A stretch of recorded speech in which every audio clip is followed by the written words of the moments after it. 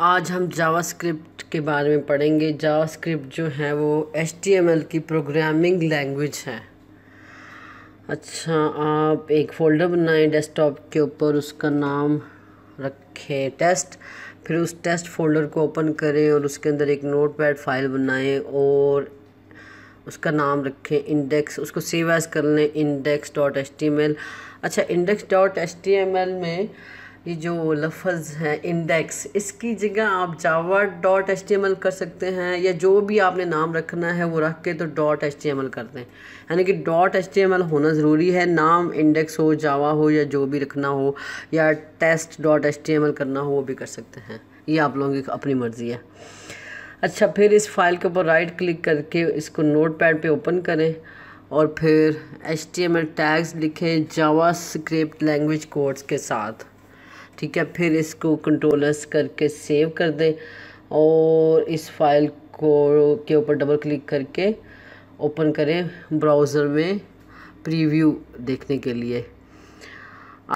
Button के ऊपर click करें तो आपको नेक्स्ट बटन के क्लिक होने की वजह से आपको नेक्स्ट लाइन नज़र आएगी जो हमने कोड में लिखी हुई है। ठीक है, तो जावास्क्रिप्ट कमांड बेसिस के ऊपर काम करता है।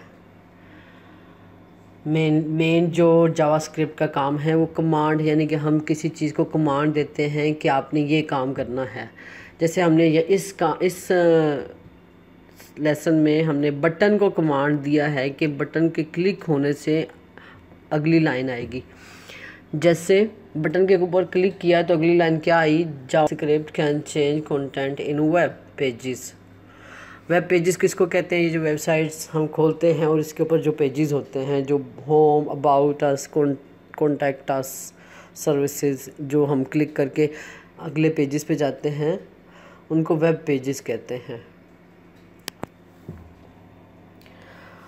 और इस सारे कोड में ID, type, on click, document dot gate element by ID,